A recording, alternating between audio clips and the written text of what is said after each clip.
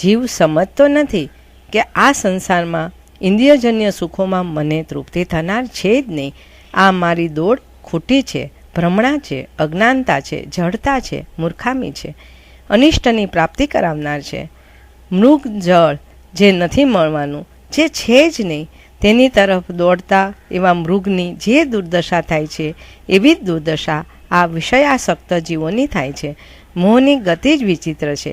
જે પર છે, દૂર છે, તેની પાછળ દોડાવ્યા જ કરે અને વાસ્તવિક જ્ઞાન સ્વરૂપ અમૃતનો ત્યાગ કરી મૃગજળ જેવા ઇન્દ્રિયોના વિષયો તરફ જડ લોકો દોડ્યા કરે છે. માટે હે આત્મન, જડતાનો ત્યાગ કરી ઇન્દ્રિયો પર વિજય મેળવવા પ્રબળ પુરુષાર્થ કર.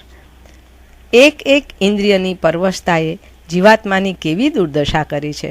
એક પતંગિયું તો દીપકની જ્યોતને આલિંગન આપવા જતાં બળીને ખાખ થઈ જાય છે. ભ્રમર સુગંધનો ભારે લંપટ, સંધ્યા ટાણે કમળ બીડાઈ જાય અને ભ્રમર તેમાં પૂરાઈ જાય છે.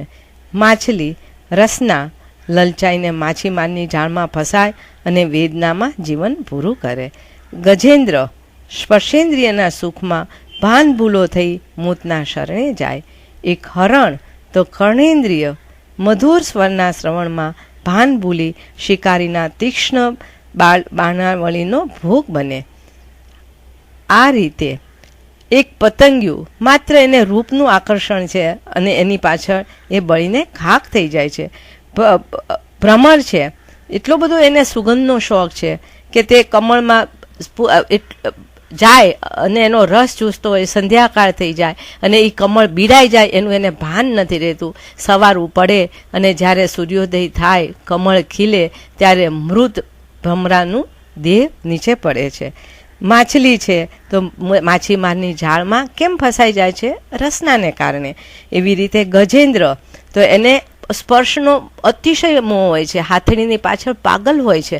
તો જ્યારે એને પકડવા માટે બે મોટો ખાડો કરવામાં આવે અને સામે છેડે હાથણીને ઊભી રાખવામાં આવે અને વચ્ચે ખાડો હોય ઊંડો અને એની પર ઘાસ નાખી દીધું હોય, તો આ હાથીને ખબર નથી પડતી કે અહીંયા ખાડો ખોદેલો છે, હું એમાં પડી જઈશ. એને માત્ર હાથણી અને એનો સ્પર્શ જ દેખાય છે એટલે એ એની પાછળ ભાન ભૂલીને દોડે છે અને ખાડામાં પડે છે અને તે પકડાઈ જાય છે. આ હરણ છે, મધુર શ્રવણનો એને એટલો બધો શોખ છે કે એ જતું હોય અને મધુર સ્વર સંભળાય, આંખ બંધ કરીને દોડવા લાગે છે અને શિકારીનો તીક્ષ્ણ બાણનો ભોગ બને છે. આમ આ જીવોને એક એક ઇન્દ્રિયની પરવશતાએ દુર્દશાને પામે છે. મનુષ્યને તો 5 ઇન્દ્રિયો અને તેના 23 વિષયો મળ્યા છે. તેમાં આસક્તિ અને પરવશ થતાં તેની કેવી દુર્દશા થાય, ત્યારે આપણી શું દશા થશે? અહીંયા આપણે પણ વિચારો કરવાના રહે કે કેવો દુરુપયોગ કરી રહ્યા છીએ આપણે. આજ સુધી આવા કંઈ કેટલાય ચક્રવર્તીઓ, વાસુદેવો, માંડલિકો વગેરે જીવો નરક વગેરે ગતિમાં ભયંકર દુર્દશાને પામ્યા છે. તેથી ગમે તેમ કરીને પણ વિષય સ્વરૂપ વિષના સંગથી દૂર થતા જવું જોઈએ. હે જીવ, ઇન્દ્રિયોને નિયંત્રિત કર. દ્રઢ નિશ્ચય કર કે મારે ઇન્દ્રિયજન્ય સુખ ભોગવવું જ નથી. જો એમાં ડગ્યા તો આપણો પરાજય નક્કી. વિવેક જ્ઞાન હણાઈ જવાનું, નિર્વિકલ્પ સમાધિ ચોરાઈ જવાની, આપણે પરાજિત અને પરાશ્રય બની જવાના. વિષયાસક્ત જીવો વિવેક શૂન્ય હોય છે. આત્મા અને આત્માના જ્ઞાનાદિ ગુણોના અનુભવમાં લીન વિશ્રામ કરવા રૂપ સમાધિ છે અને સમાધિ સ્વરૂપ ધનને હરી લેવાનું કામ આ 5 ઇન્દ્રિયો કરે છે. સુખની પ્રાર્થના મોહ છે, સુખની અનઅભિલાષા સમાધિ છે. તેથી મુનિ ભગવંતો વાચના, પૃચ્છના, પરાવર્તના, અનુપ્રેક્ષા અને સ્વાધ્યાયમાં લીન બની 5 ઇન્દ્રિયો પર વિજય મેળવવા પ્રયત્નશીલ બને છે.